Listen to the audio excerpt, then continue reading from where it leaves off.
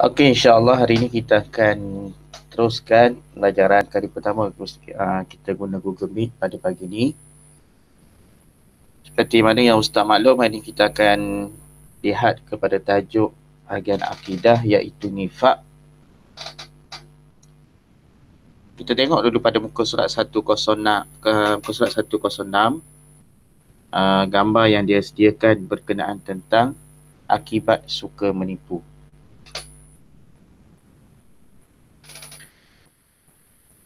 Apa kaitan nifak dengan orang yang menipu? Okey, nifak ni ialah dalam bahasa mudahnya ialah munafik ataupun menyembunyikan perkara keimanan, menzahirkan keimanan, pada masa yang sama dia menyembunyikan kekufuran. Dalam bahasa biasa kita sebut munafik. Jadi apakah yang dikatakan sebagai nifak? Nifak ialah bermaksud menzahirkan keimanan dan menyembunyikan kekufuran. Hukum nifak adalah haram kerana Allah memberikan ancaman terhadap golongan munafik. Zaman Nabi pun sebenarnya dah ada golongan munafik. Antara mereka yang terkenal pada zaman Nabi, kalau zaman Nabi dulu yang terkenal dengan golongan munafik ini ialah Abdullah bin Ubay. Abdullah bin Ubay ni hidup pada zaman Nabi dan terkenal sebagai ketua kaum munafik. Jadi hukum nifak adalah haram kerana Allah memberikan ancaman terhadap golongan munafik. Sebagaimana Allah firman Allah dalam surah An-Nisa, innal munafiqina fid darkil asfali minan nar. Sesungguhnya orang munafik itu ditempatkan pada tingkatan yang paling bawah daripada lapisan neraka. Maksudnya, orang yang ada sifat munafik ataupun sifat nifak ni, tempat dia ialah neraka Jahannam. Maksudnya neraka yang paling bawah sekali. Dan Nabi Muhammad SAW telah menyatakan ciri-cirinya dengan jelas. Yang ini berdasarkan hadis Nabi. Nabi menggariskan apakah ciri-ciri munafik. Sabda Nabi Muhammad SAW, an Abi Hurairah radhiyallahu anhu qala, qala Rasulullah SAW, ayatul munafiq thalathun, idza haddatha kadzaba, wa idza wa'ada akhlafa, wa idza tumina khana. Riwahul Bukhari. Maksudnya daripada Abu Hurairah radhiyallahu anhu bahawa Nabi SAW bersabda, tanda munafik itu ada 3. Tanda munafik ada 3. Yang pertama, apabila bercakap dia berdusta. Yang kedua, apabila berjanji dia mungkir. Yang ketiga, apabila diberikan sesuatu amanah dia khianat. Yang ni 3 tanda yang digariskan oleh baginda Nabi Muhammad SAW. Bagaimana kita nak mengenal pasti sama ada diri kita ataupun orang sekeliling kita tu ada tanda-tanda munafik. Jadi harapnya tidak ada di kalangan kita yang ada tanda-tanda seperti mana yang telah dinyatakan oleh baginda Nabi SAW. Okey, kita lihat kepada muka surat 108. Okey, muka surat 108. Okey, nampak slide Ustaz tak? Okey, muka surat 108 kita tengok jenis nifak. Yang pertama, nifak ni boleh terbahagi kepada 2, iaitu nifak dari segi i'tiqad. Maksudnya nifak dari segi i'tiqad ni dari segi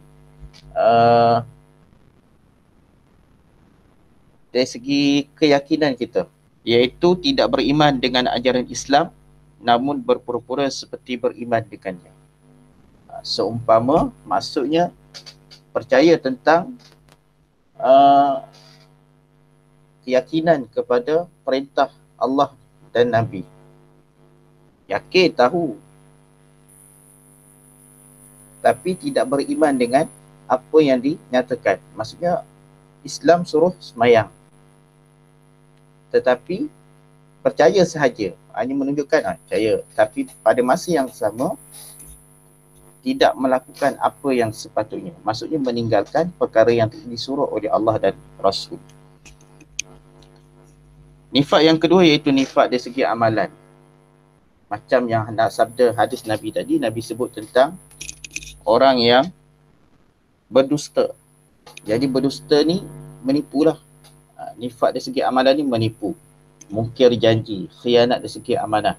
Jadi hadis Nabi tadi berkaitan tentang nifak dari segi amalan. Maksudnya benda yang jelas kita nampak dari segi perbuatan dia. Kalau 3 perkara ni dia buat, na'udzubillah lah, maksudnya ada sifat munafik dalam diri. Yang seterusnya kita tengok faktor yang mendorong kepada nifak. Kelemahan iman kerana selalu melupakan Allah Subhanahu Wa Taala. Bila manusia tidak ada keimanan yang kukuh, adanya keraguan, sedikit keraguan sahaja, maka yang ini menjadi satu kelemahan. Maksudnya dia tidak memegang erat ataupun kepercayaan yang kukuh kepada perintah Allah Subhanahu Wa Taala. Maksudnya sekadar sahaja. Maksudnya kalau Al-Quran sebut aqimus solah, dirikan sembahyang. Dia tahu mendirikan sembahyang, tetapi kerana tidak ada keimanan tentang akibat meninggalkan sembahyang tu, maka dia tinggalkan sembahyang terus. Maknanya dia tak fikir tentang dosa, dia tak fikir tentang neraka. Sebab tidak, kerana iman dia yang kurang kuat. Yang kedua, tidak jujur dan mudah melakukan khianat. Orang yang ada sifat nifak ataupun sifat munafik ni, salah satu akibat dia tidak jujur dan mudah melakukan khianat. Bagaimana yang berlaku pada zaman Nabi, ada di kalangan orang Islam ataupun dia mengaku dia Islam pada masa yang sama, dia sebenarnya menjadi duri dalam daging kepada orang Islam sendiri.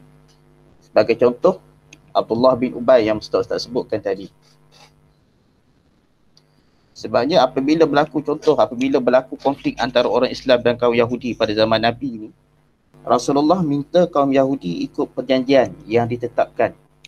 Tetapi orang Yahudi ketika di Madinah ni tidak mahu ikut perjanjian yang telah ditetapkan. Akhirnya umat Islam mengepung kaum ni, maksudnya kaum Yahudi ni. Tetapi pada ketika itu muncul Abdullah bin Ubay, dia minta pada Nabi lepaskan kaum Yahudi ni. Akhirnya Nabi setuju bagi tempoh 3 hari untuk kaum Yahudi keluar daripada Madinah. Maksudnya maksudnya bukan orang Yahudi sebenarnya yang menjadi ancaman utama, tapi yang menjadi ancaman utama ialah orang yang mengaku Islam tapi pada masa yang sama dia memberi kerjasama ataupun memberi sokongan kepada musuh Islam. Yang ketiga, kurang bersyukur dengan nikmat yang dikurniakan Allah Subhanahu Wa Taala. Yang ini biasanya. Biasa kalau kita belajar tentang akidah, dari segi poin dia lebih kurang sama sahaja. Tidak bersyukur tentang dengan nikmat yang dikurniakan Allah Subhanahu Wa Taala. Bila tidak ada iman, tidak ada kesyukuran kepada nikmat Allah yang kurniakan ni, maka manusia ni dia akan kufur. Bila manusia kufur kepada nikmat Allah, maka akan lahirlah sifat nifak dalam diri manusia itu sendiri. Yang keempat, haloba dengan keindahan, haloba dengan keduniaan sehingga melakukan kezaliman. Orang munafik ni dia sangat cinta kepada dunia, sehingga kecintaan dia kepada dunia tu akan menyebabkan dia menzalimi orang lain. Sebab dia tak akan fikirlah pada orang sekeliling dia. Yang penting dia dapat memenuhi keperluan diri sendiri. Maksudnya dia, orang munafik ni pun dia ada sifat penting diri sendiri. Okey, seterusnya kita lihat kesan nifak dalam kehidupan. Belum lagi. Perkara yang menyebabkan nifak. Perkara yang menyebabkan nifak ada 3. Sama seperti mana hadis Nabi tadi. Yang pertama, apabila bercakap dia berdusta. Yang kedua, apabila berjanji dia mungkir. Dan yang ketiga, apabila diberikan sesuatu amanah, dia khianati. Okey, seterusnya kita terus kepada kesan nifak dalam kehidupan. Kesan nifak dalam kehidupan ni ada 4. Yang pertama, individu, masyarakat, keluarga dan negara. Kita tengok dulu dari segi individu, kesan nifak. Dibenci masyarakat. Yang keduanya, hilang rakan dan taulan. Yang ketiga, sentiasa berada dalam keresahan dan ketakutan. Ini kesan nifak ataupun sifat munafik dalam kehidupan. Biasanya sebab bila orang munafik ni berada dalam masyarakat, seperti mana yang Ustaz sebut tadi, dia ada sifat penting diri sendiri. Bila ada sifat penting diri sendiri, dia akan menyebabkan tidak senang orang lain yang berada di sekitarnya. Dan boleh menyebabkan dia betul dipulaukan. Sebab tu masyarakat amat benci sebenarnya. Orang Islam sendiri pun amat benci kepada orang yang ada sifat munafik.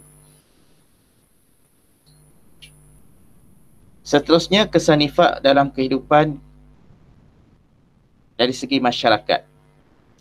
Yang pertama, melemahkan perpaduan dan kesatuan.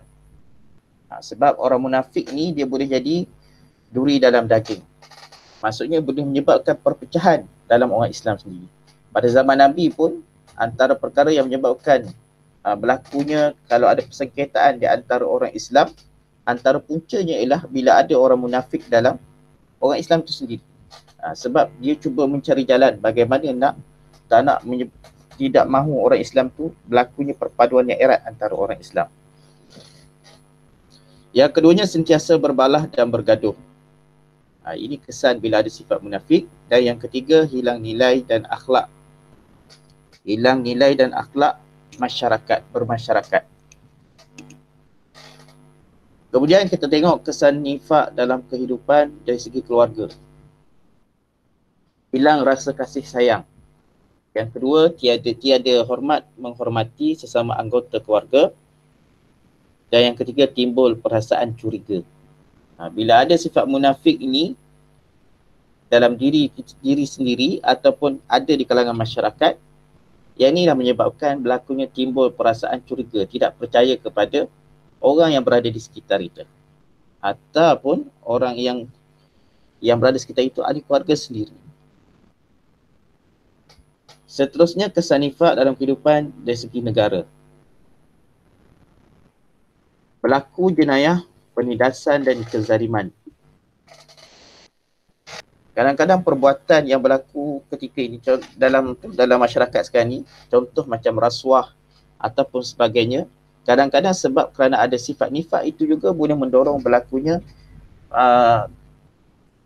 masalah rasuah di kalangan masyarakat. Dan bila berlakunya benda rasuah ni, yang ni lah akan menyebabkan berlakunya jenayah, penindasan dan kezaliman. Salah satu menyebabkan rasuah ni sebenarnya, orang yang melakukan rasuah ni juga sebenarnya pada masa yang sama dia juga ada sifat nifak itu sendiri. Maksudnya ni sifat yang berpura-pura. Nampak menguatkuasakan undang-undang, tapi pada masa yang sama dia melakukan perkara yang tak sepatutnya. Lakunya pecah amanah dan sebagainya. Bila pecah amanah ni maksudnya dusta. Jadi dusta ni salah satu daripada sifat orang munafik. Dan bila berlaku pecah amanah, maka ini dah menyebabkan penindasan dan kezaliman kepada orang lain. Yang keduanya, umat mundur dan lemah. Bila adanya orang munafik, sifat dusta dalam di kalangan masyarakat, maka masyarakat tersebut sendiri akan mundur dan lemah. Dan yang ketiga, mudah dikuasai dan dijajah. Mudah diperkotak-katikkan oleh orang luar. Itu dari segi kesan nifak dalam kehidupan. Okay, seterusnya kita tengok pada muka surat 110. Okey, muka surat 110 ni ialah mengenal pasti tindakan ataupun cara untuk menjauhi dan mengelak berlakunya nifak dalam kehidupan. Jadi cara mengatasinya ni dibuat dalam segi bentuk tag di sini. Okey, cuba Ustaz baca satu. Assalamualaikum kawan-kawan. Waalaikumsalam warahmatullahi wabarakatuh. Tahukah kawan-kawan bagaimana cara menjauhi nifak dalam kehidupan? Tidak, kami tidak tahu. Tak tahu, baiklah. Dengan elok-elok, untuk menjauhi nifak, kita perlu tingkatkan keimanan kepada Allah dengan berzikir, berdoa dan bertadabbur Al-Quran. Oh, begitulah ia. Ada lagi. Kita perlu menambah ilmu agama dan beramal dengannya. Kemudian kita perlulah memikirkan tentang keburukan nifak dan hendaklah sentiasa bermuhasabah, berakhlak mulia, bersyukur kepada Allah Subhanahu Wa Taala. Tapi kalau kita tengok dalam teks ni, ada beberapa cara yang dinyatakan bagaimana untuk mengelakkan nifak dalam diri sendiri dan juga mengelakkan nifak dalam masyarakat. Ada 1, 2, 3, 4, 5. Okey, ada 5 dekat situ cara untuk mengelak berlakunya nifak ataupun untuk menyingkirkan sifat munafik dalam diri. Yang ni Ustaz nak tanya. Buka balik. Okey, Ainul Madiah. Ainul Madiah ada tak? Ainul Madiah? Ainul Madiah? Ke nama je ada. Akif Iqbal. Ada tak Akif Iqbal? Ada? Okey, saya sebut salah satu cara untuk mengelakkan sifat nifak dalam diri berdasarkan muka surat 110 tu. Nombor 1. Akif?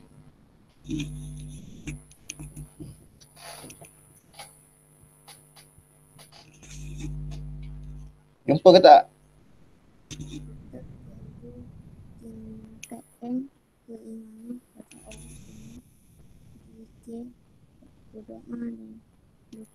Tengok yang ada ayat warna merah tu. Yang ayat dia warna merah tu, itu itu cara untuk mengatasi ataupun mengelak sifat munafik. Kuat sikit Akif, tak dengar Akif. Kita dimurkai Allah dan dibenci oleh manusia. Oleh itu kita hendaklah sentiasa bermuhasabah. Kita hendaklah sentiasa bermuhasabah. Okey, seterusnya Alif Muallim. Alif Muallim, ada ke tak ada? Alif Muallim, ada ke tak ada? Alif? Senyap dah Alif. Ada. Okey Alif, nyatakan satu cara untuk mengelakkan sifat nifak berdasarkan muka surat 110. Ustaz tanya pula. Alif, sebut satu Alif. Tengok pada tulisan yang merah tu. Kita perlulah memikirkan tentang keburukan nifak. Ya, kita perlulah memikirkan tentang keburukan nifak. Bila kita tahu tentang keburukannya, maka kita akan elak melakukan sifat nifak. Maksudnya kita pun akan cuba kikiskan apa tanda-tanda nifak. Contohnya tidak menipu dan sebagainya. Okey, 2. Yang ketiga. Kita sebut sini. Azalia. Azalia, ada tak ada Azalia? Azalia. Senyap lah. Bagi nampak muka lah senang. Senang Ustaz nak. Ustaz takut nama jadi kat sini. Orangnya tak ada. Okey Azalia. Ketiga. Alim dah sebut satu. Akhlak mulia dan bersyukur kepada Allah. Berakhlak mulia dan bersyukur kepada Allah. 1, 2, 3. Yang keempat. Sebab sini ada 1, 2, 3, 4, 5. Yang keempat. Bagus Azalia. Yang keempat. Asfa orang pertama masuk tadi. Kita hendaklah sentiasa bermuhasabah. Dah sebut dah tadi Asfa. Ya.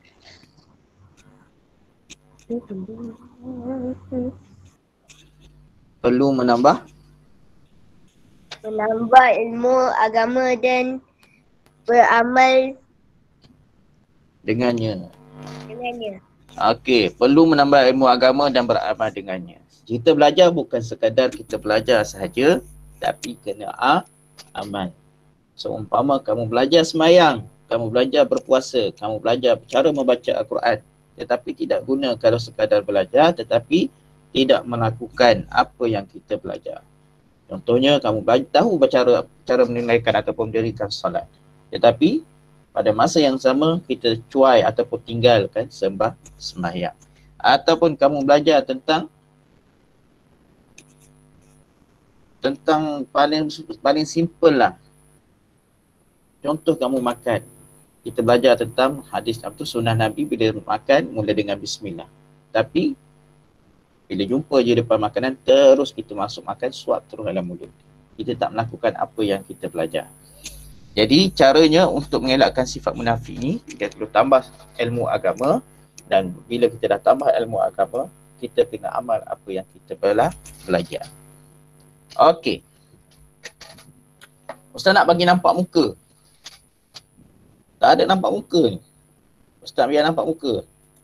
Okey, tengok muka surat 45. 47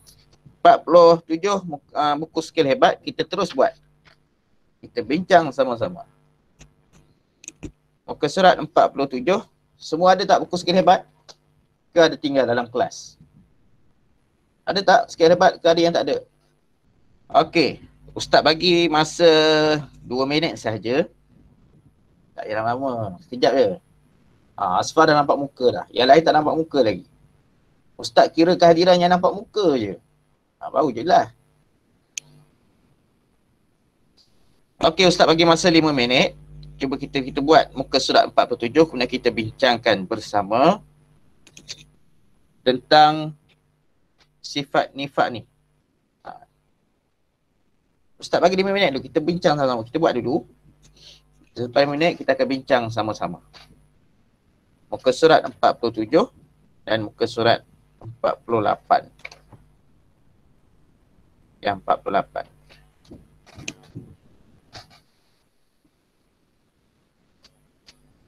Syaukat.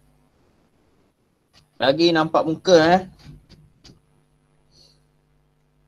Okey, yang baru masuk boleh buka buku skill hebat. Ustaz bagi masa 5 minit untuk buat muka surat 47. Kemudian kita akan bincang sama-sama.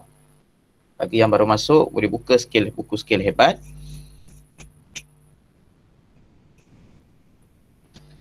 Dan buku teks pada muka surat 106 sehingga 110. Okey, dah siap? Dah siap Asbah?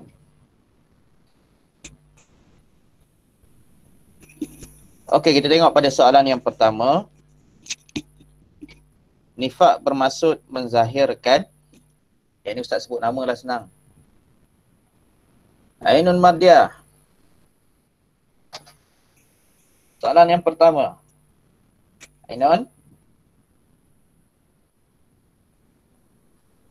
Ya. Akif? Akif dah jawab tadi. Almira? Almira? Ada tak Almira? Soalan yang pertama. Nifak bermaksud menzahirkan Keimanan. Nifak bermaksud menzahirkan keimanan. Betul ke keimanan? Betul. Nifak bermaksud menzahirkan keimanan dan menyembunyikan kekufuran.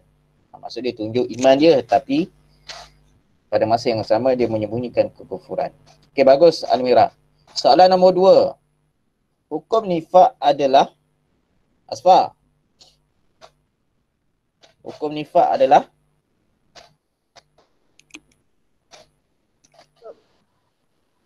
Hukum nifak adalah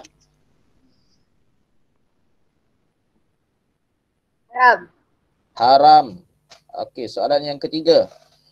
Innal munafiqina fid darkil asfali minan nar. Ialah dalil nakli tentang perintah ataupun ancaman Allah terhadap golongan munafik. Siapa lagi ada dalam ni? Ni X ni siapa dia? Ustaz tak ingat nama lah. Kakak soalan nombor 4. Soalan nombor 3.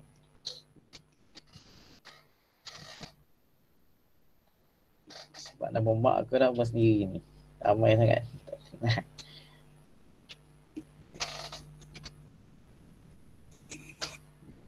Soalan nombor 3 ada siapa nak menjawab? Volunteer. Soalan perintah, ayat tu berkenaan tentang perintah ke berkenaan ancaman? Innal munafiqina fi darkil asfali minan nar. Ayat tu berkenaan tentang perintah ataupun ancaman? Ada volunteer nak jawab? Perintah ke ancaman?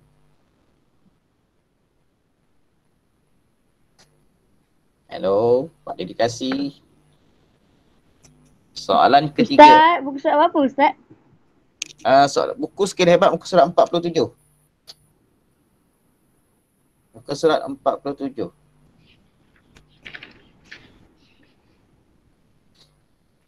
Yang lain. Ayat Al-Quran tu berkenaan tentang perintah atau ancaman?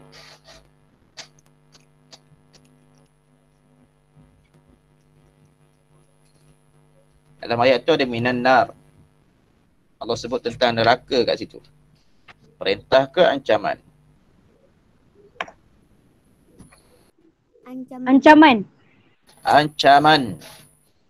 Sebab Allah nyatakan dalam ayat ni, sesungguhnya orang-orang munafik ditempatkan pada tingkatan yang paling bawah daripada lapisan neraka. Okey, soalan yang keempat. Nifak terbahagi kepada dua, iaitu nifak dari segi i'tiqad. Yang keduanya nifak dari segi amalan. Soalan yang kelima. Nifak ialah tidak beriman dengan ajaran Islam namun berpura-pura seperti beriman dengannya. Ada perkataan beriman di situ. I'tiqad atau amalan.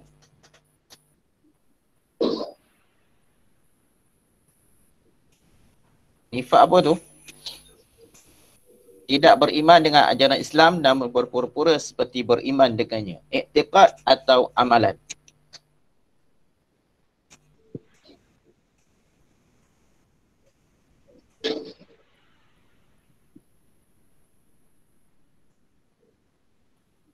Asfau, jawapan apa? I'tiqad. I'tiqad ialah nifak i'tiqad ialah tidak beriman dengan ajaran Islam namun berpura-pura seperti beriman dengannya. Okey, soalan yang keenam. Perkara yang menyebabkan nifak ialah apabila bercakap dia berdusta, apabila berjanji dia memungkiri dan apabila diberikan sesuatu amanah dia khianati. I'tiqad atau amalan? Amalan. Okey. Sambung yang bawah. Ba. Padankan penyataan di bawah tentang faktor yang mendorong kepada nifak. Yang ini sesuaikanlah. Okey, nombor 1. Lemah iman kerana selalu melupakan Allah. Selalu melupakan Allah. Bagus. Yang kedua, tidak jujur dan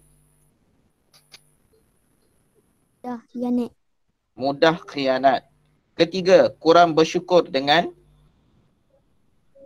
nikmat kurniaan Allah. Yang keempat, haloba dengan dunia sehingga sanggup berlaku zalim. Kita harap semua betul lah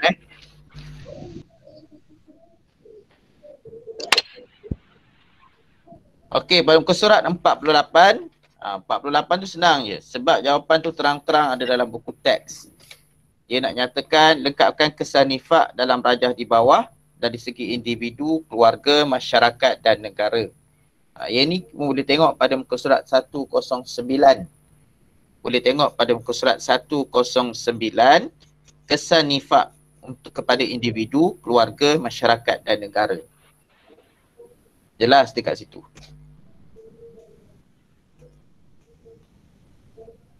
Dia minta 2 saja daripada setiap jawapan. Dalam kutip tu ada 3. Pilih saja 2, salah 2 daripada 3, tulis dalam ruang kosong. Okey, dah siap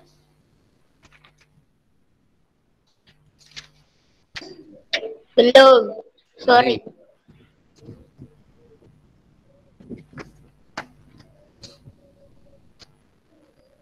Okey, tak apa. Kalau tak siap lagi, Ustaz terangkan sikit, Ustaz sambung sedikit. Sebab dalam kutip kamu ni memang ringkas tentang diterang tentang sifat munafik ni.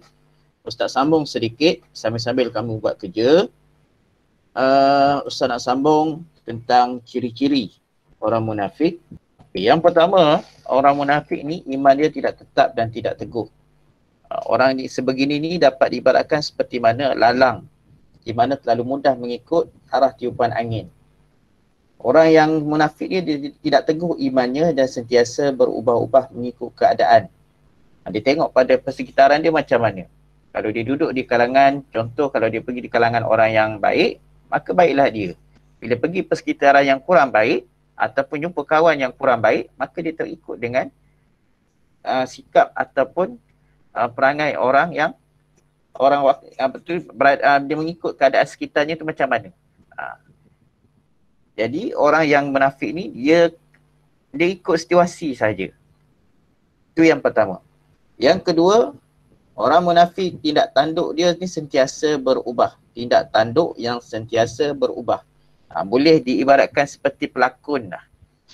Ketika dia bersama orang yang beribadah, dia turut sama melakukan ibadah tersebut. Walaupun hati dia terlalu susah untuk menerimanya. Sebaliknya, apabila dia tidak dilihat oleh khalayak, dia akan ikut kata hati untuk tidak melakukan amal ibadah. Contoh yang paling senang macam ni lah. Contoh, kalau dia pergi satu tempat, orang berqiyamul lail lah contohnya. Dia akan turut sama, buat sekali. Pada masa yang sama dalam hati tu, Allah mengantuknya, kenapalah bang qiyamul lail pada waktu ni. Tapi bila dia berada di sebaliknya, tidak dilihat ataupun tidak bersama dengan orang lain, dia akan ikut suka hati dia. Sehingga kan subuh pun ditinggalkan. Dah qiyamul lail tak buat, subuh pun tinggal sekali. Maksudnya tindak tanduk dia sentiasa berubah. Yang ketiga, orang munafik ni dia tidak tetap pendirian. Dia tidak tetap pendirian, sentiasa berubah pendirian dia. Apabila bersama dengan orang mukmin ataupun orang Islam, dia akan memuji-muji Islam. Dia menyatakan ketaatan terhadap ajaran tersebut. Tetapi apabila di belakang orang mukmin bersama dengan orang yang bukan Islam, dia akan menghina Islam pada masa yang sama. Sebab tu Nabi pernah sebut, kamu akan mendapati manusia yang paling jahat yang memiliki dua wajah, yakni munafik. Yang datang dengan golongan satu wajah dan datang pada golongan lain dengan satu wajah. Dia pergi dengan orang beriman, muka lain. Sebaliknya bila dengan orang yang tidak beriman, orang yang menentang Islam, datang dengan muka yang lain. Dan Nabi sebut manusia inilah manusia yang paling jahat. Maksudnya dua wajah di sini merujuk kepada orang munafik. Yang keempat, antara ciri orang munafik ni, dia sentiasa mengharapkan kebaikan dia dibalas. Sentiasa mengharapkan kebaikan dia dibalas. Jika dia melakukan sesuatu kebaikan, dia buat satu jasa, dia mengharapkan kebaikan itu dibalas dengan balasan setimpal dalam bentuk wang ringgit ataupun pangkat ataupun penghargaan. Jadi orang munafik nak tahu orang tu ada sifat munafik, bila dia buat satu benda, dia nak dia dihargai. Sama ada hargai itu dalam bentuk bagi jawatan ataupun bagi wang ringgit. Yang kelima, orang munafik jiwanya tidak tenteram. Jiwanya tidak tenteram. Dia akan sentiasa gelisah, sentiasa resah. Kerana setiap waktu perlu bersikap pura-pura di hadapan orang ramai. Dan tidak dapat melaksanakan kehendak mengikut apa yang dia nak sebenarnya. Yang keenam, orang munafik menjadikan dunia sebagai matlamat hidup. Mereka hanya menjadikan dunia ni sebagai tujuan utama. Dia tidak fikir tentang soal dosa ataupun pahala. Yang penting, memenuhi segala keperluan dia. Dan terlalu mencintakan kebendaan. Dan bagi orang munafik ini, akhirat ini seumpama satu khayalan dia. Maksudnya benda tu hanya angan-angan sahaja. Yang paling penting, dunia ni keperluan dunia dapat dipenuhi. Okey, Ustaz bertambah lagi tadi tentang ada enam ciri ataupun kita boleh mengenal pasti sama ada diri kita ataupun orang sekeliling kita itu ada sifat munafik ataupun tidak. Faham ke tak? Faham ke tak? Ustaz cakap seorang. Faham. Faham Okey. Seterusnya kita tengok dalam Al-Quran. Kita tengok beberapa ayat Al-Quran yang mana menceritakan tentang sifat-sifat munafik. Okey. Yang pertama boleh tengok dalam ayat 11. Ayat 11. Wa idza qila lahum la tufsidu fil ard qalu innama nahnu muslihun. Apabila dikatakan kepada mereka, janganlah membuat bencana dan kerosakan di muka bumi. Lalu mereka menjawab, sesungguhnya kami orang-orang yang hanya membuat kebaikan. Dalam ayat yang lain, dalam ayat yang ke-12, Allah sambung lagi, ala innahum humul mufsiduna walakin la yash'urun. Ketahuilah, sesungguhnya mereka itu orang yang sebenar-benarnya membuat bencana dan kerosakan, tetapi mereka tidak menyedarinya. Jadi, orang munafik ni sebenarnya suka membuat kerosakan di muka bumi. Tapi bila orang tegur dia, jangan buat bencana dan kerosakan di muka bumi, dia akan nyatakan bahawa dia hanya buat kebaikan. Padahal benda yang dia buat tu sebenarnya menyebabkan kerosakan kepada muka bumi.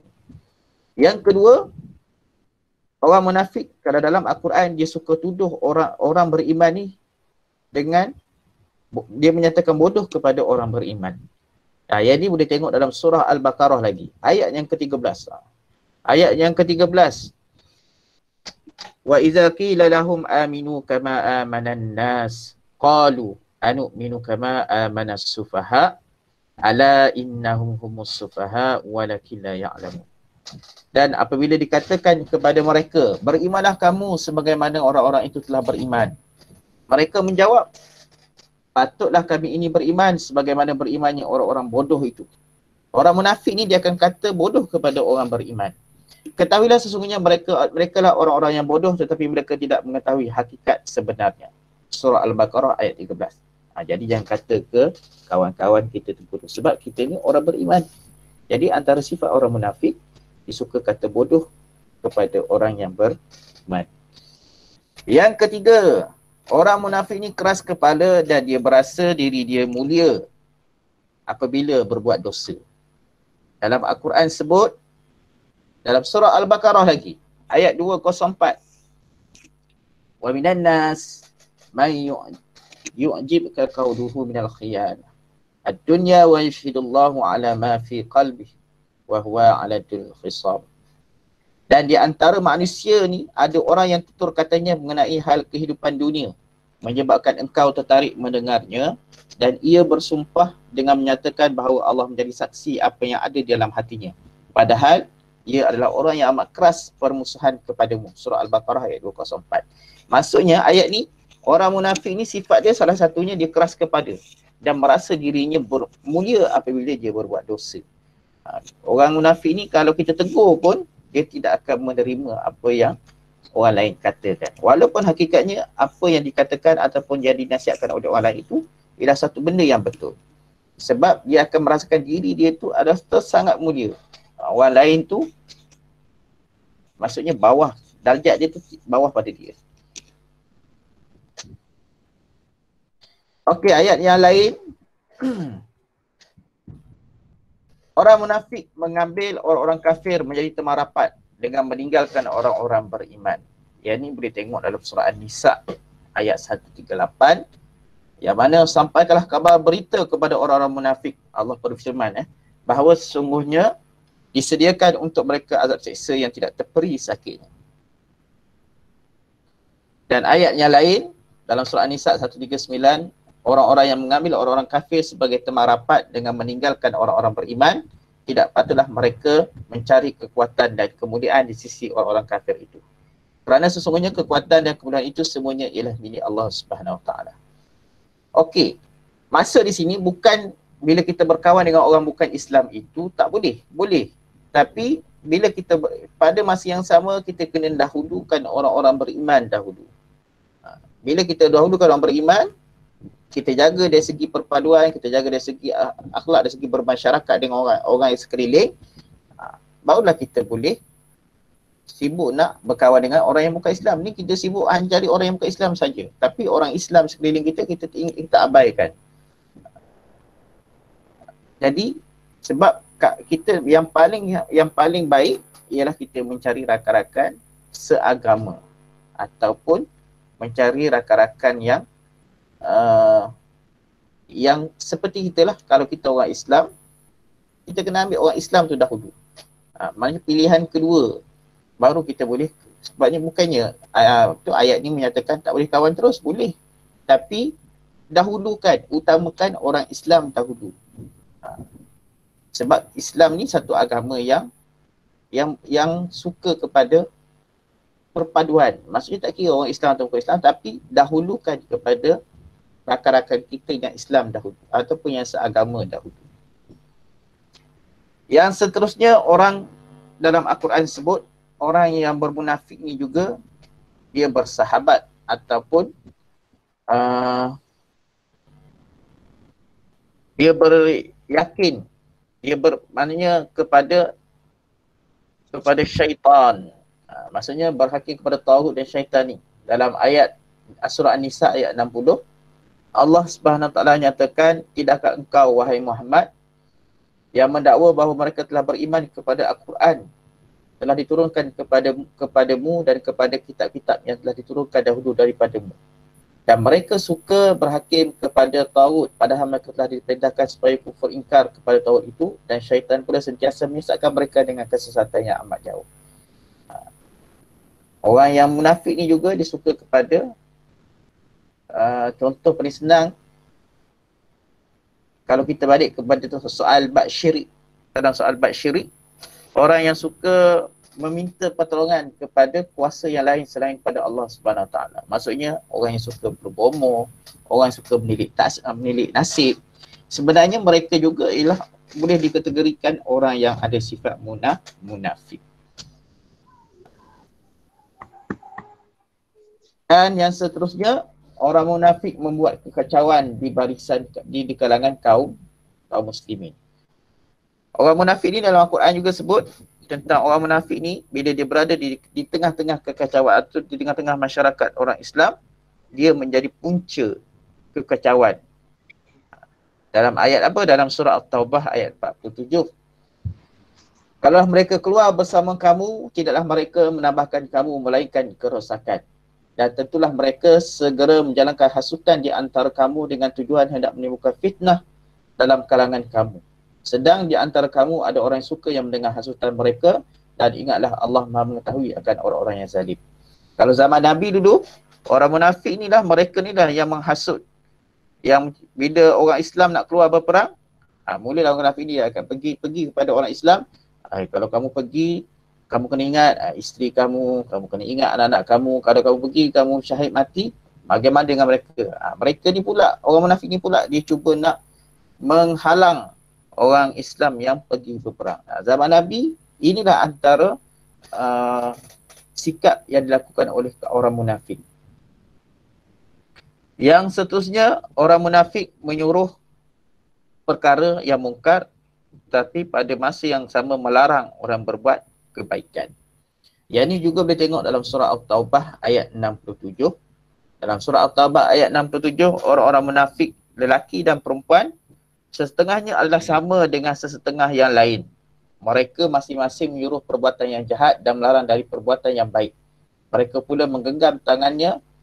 Mereka telah melupakan perintah Allah, dan Allah juga melupakan, tidak menghiraukan mereka. Sesungguhnya orang-orang munafik itu mereka lah orang yang fasik.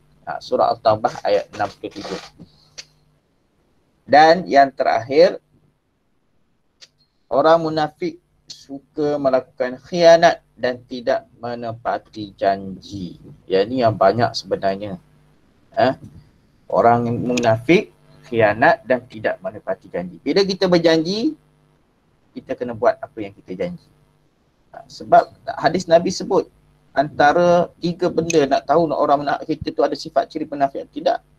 Kita khianat ataupun tidak menepati janji. Kalau ada sikap ini, cuba kikiskan daripada peribadi kita. Allah sebut dalam surah At-Taubah lagi ayat 67. Kemudian setelah Allah memberi kepada mereka limpah kurniaan mereka bakil dengan pemberian Allah. Mereka membelakangkan janjinya dan sememangnya mereka orang yang sentiasa membelakangkan kebaikan. Yang ni banyak. Bila kita berdoa, kebanyakan orang ni, bila berdoa, ya Allah bagikan aku ni kekayaan. Bila kau bagi aku kekayaan, aku akan bagi sebahagian kekayaan ini untuk jalan agamamu. Tapi bila Allah bagi kekayaan, nikmat yang banyak kepada manusia, mereka lupa kepada janji yang mereka telah buat. Pada zaman Nabi pernah berlaku ya kisah bagaimana seorang sahabat dia jumpa dengan Nabi, minta Nabi doa kepada dia supaya diberikan. Supaya diberikan, Allah berikan dia kurniaan, rezeki yang banyak, kambing yang banyak. Lalu Nabi pun, tapi Nabi tak nak muda-muda. 3 kali dia jumpa dengan Nabi, akhirnya Nabi doakan kepada dia dan Allah makbulkan, Allah bagi limpahan rezeki yang banyak kepadanya. Tapi bila dia mempunyai harta yang banyak, dia lupa janji yang telah dibuat kepada Allah Subhanahu Wa Taala. Sehingga sebelum itu dia sentiasa melakukan solat berjamaah, tetapi bila Allah berikan dia kurniaan yang banyak, kambing yang banyak, bila tiba masa sembahyang berjemaah pun tinggal. Bukan sekadar sembahyang jemaah, yang sembahyang secara individu pun tinggal. Disebabkan apa? Kerana sibuk dengan dunia. Waktu susah baru fikir pada Allah. Bila kesenangan, Allah bagi kesenangan, akhirnya lupa kepada apa yang telah dijanjikan. Jadi itu sahaja perkongsian Ustaz pada pagi ini. Ustaz harap dapat sedikit sebanyak dapat beri gambaran, dapat beri sedikit penjelasan kepada apa yang dinyatakan tentang sifat munafik. Sebab benda ni kamu kena tahu.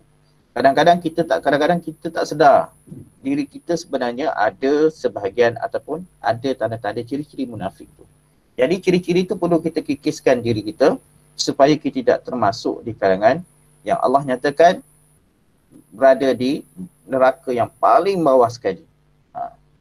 Kalau kita tanya sekarang ni, kita nyatakan kita beriman, tapi dibimbangi hanya keimanan itu hanya di mulut sahaja, tetapi dari segi amalan perbuatannya tidak menjurus kepada apa yang kita sebut. Ada apa-apa nak tanya? Ada. Ada. Okey, nanti Ustaz akan bagi satu link. Kamu isi sebab link ni perlu diisi setiap kali kelas. Yang ni Ustaz testingnya. Sebelum ni biasa Ustaz bagi video, betul? Betul. Lepas ni Ustaz akan bagi video. Cuma yang ni kita bincang dulu secara ringkas. Ustaz nak bagi kamu nampak apa itu nifak ataupun munafik. Ada yang tanya? Ada yang tanya? Ada nak buka soalan? Ustaz buka soalan? Ada nak tanya apa-apa? Ada. Okey. Ustaz nak tanya kamu, kalau Ustaz malam free, Ustaz malam Khamis malam Jumaat Ustaz ada free. Ustaz tanya kamu ada siapa yang berminat? Kalau Ustaz buat Google Meet untuk kelas Al-Quran. Siapa berminat boleh PM Ustaz. Ustaz tak buka ramai kot. Yang betul-betul yang perlu bantuan ataupun bimbingan untuk membaca Al-Quran.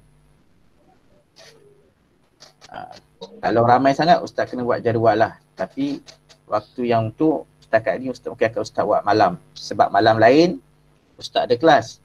Ustaz ada kelas Quran untuk orang lain. Isnin sampai Rabu. Khamis tu Ustaz free. Hari Jumaat pun Ustaz free. Maksudnya kalau ramai Ustaz terpaksa buat 2 grup untuk kelas pagi, untuk kelas bimbingan bacaan Al-Quran. Jadi kalau berminat boleh PM Ustaz. Nanti Ustaz akan masukkan link nanti. Okey?